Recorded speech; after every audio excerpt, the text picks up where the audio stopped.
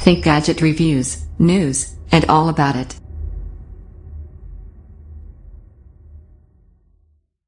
Huawei MediaPad M3 review.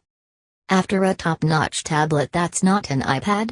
There's not a lot of choice out there, especially if you're after something you can lug around in one hand. Samsung's Galaxy Tab S2 8.0 has pretty much ruled the roost this year, but the MediaPad M3 8.0 might just be the slimline slate to take the top spot.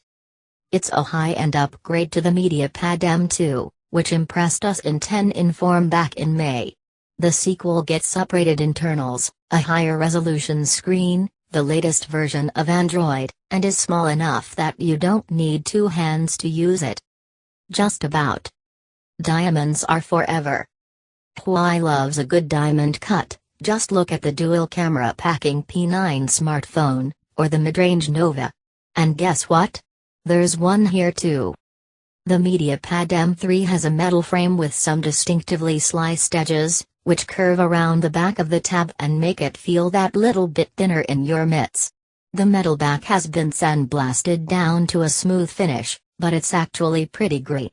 Tipping the scales at 322 grams, it's not going to snap your wrist if you use it with one hand. Up front, the white and finish and silver trim look more than a little bit like an iPad, especially with the fingerprint sensor sitting front and center right where Apple slaps its home buttons. On the back, there's more of a champagne hue, but that plastic strip around the rear camera cheapens the look. Sure, it matches other Huawei tech, but I reckon a completely metal back would have looked cleaner. That thin frame still leaves room for a 3.5mm jack and microSD card slot, which can also hold a SIM card if you pick up the 4G LTE version. It's only got microSD on the bottom, though there's no flip reversible USB Type-C here. Fingersmith. It isn't the snappiest sensor Huawei makes, but the MediaPad M3's fingerprint sensor is still pretty reliable. It takes about a second to wake the tab out of sleep mode. The pill-like shape might look the spitting image of Samsung's Galaxy S7 sensor, but don't expect a clicky button. It's just a touch-sensitive pad. Still, it does double up as a back button once you've unlocked the screen. I'm still a bit undecided if Huawei has put it in the right place. When you're holding the tab in one hand there's no way to reach it, and the 16:9 screen ratio makes it a little too top-heavy to grip by the bottom edge. At least you won't trigger it accidentally when you're gumballs deep in a game of Candy Crush. Color me impressed. That 8.4-inch screen up front is a bit of a beauty. The MediaPad M3 is rocking an LCD panel, but one that's got brilliant saturation and plenty of brightness.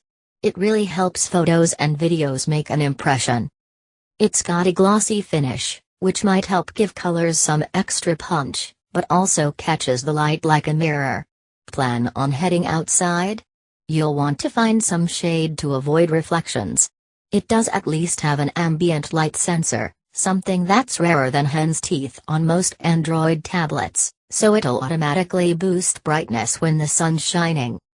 The 2560 by 1600 resolution makes the M3 stand out over cheaper Android tabs, too. It's got a few more pixels than a standard QHD screen, and even if you won't be able to tell without a magnifying glass, it's still pin-sharp. You won't miss out on any details when swiping through your holiday snaps. Contrast was never going to top the AMOLED beauty that is Samsung's Galaxy Tab S2. But it still puts in a great performance. You can tweak the color and white balance settings too, so you can get a completely personalized look. Sound off, 1, 2. The M3 has great audio to match the killer screen, with speakers at the top and bottom edges for stereo sound. They're offset, too, so you won't block them with your hands when you're holding it in landscape. They're tweaked by audio experts Harman Kardon, with a neck that switches when you hold the tab sideways for the best possible sound. Whichever way you hold it, though, these are some of the loudest speakers you can get in a tablet. I actually managed to drown out a much larger laptop when I cranked up the volume to max, but you'll get a bit of vibration and distortion. Knock it down a pip or two and you'll find the sweet spot. Keep your expectations in check and it'll impress for quality. There's no real bass presence, and the top end gets a little shrill at high volumes, but it's easily among the best tablets around for sound. Pretty fly for ME. The M3 comes loaded with the ME skin on top of stock Android, which means it's packing all the same tweaks, changes and odd quirks as Huawei's smartphones. Custom icons, a new notification tray and some aggressive power management all make an appearance, and there's no app drawer, everything just gets dumped on the home screen. There's plenty to customize, though, so if you don't like something there's a good chance you can change it. It might be running Android 6.0, but there's a taste of nougat in there too. Split screen mode lets you run 2 apps at once by holding down the Recents button. Not all apps support it, but it's still a handy inclusion that makes a lot more sense on a tablet than on a phone. Huawei's own Kirin 950 CPU is underneath running the show, helping to keep things ticking over smoothly while you're on the home screen. I couldn't spot any lag or stutter when switching between apps or web browsing, but games are a different matter. Chuck on Asphalt 8 and you'll spot choppy frame rates at the default graphics settings. Drop them down and you'll still spot frame rate drops. Basically the higher-ease screen is asking too much from the graphics chip. Stick to more basic stuff and you won't notice it, but mobile gamers may want to look elsewhere. Battery life is about on par, seeing how the screen is pushing so many pixels. I managed about 10 hours of looping video playback at half brightness, so you'll easily get through a full day of use without having to head for a main socket. Smile for the camera.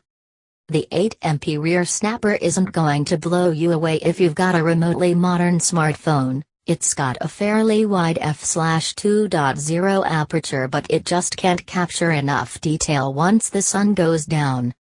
Low light shooting ends up with a mess of noisy photos, and there's no LED flash to step in and save the day. It fares a little better in the sunshine, and the M3's compact size means you don't look like a doofus when you're snapping photos with it. Expect a decent amount of detail, but somewhat muted colors. It's a shame, because Huawei's camera app has some pretty useful modes to mess about with. All focus takes several shots at once, then lets you pick a point to focus on after you've pressed the shutter button. Light painting overlays multiple photos to build up artistic night shots, and Pro mode lets you tweak ISO and shutter speed. These would be great in a better camera, but chances are you won't actually use them on the M3.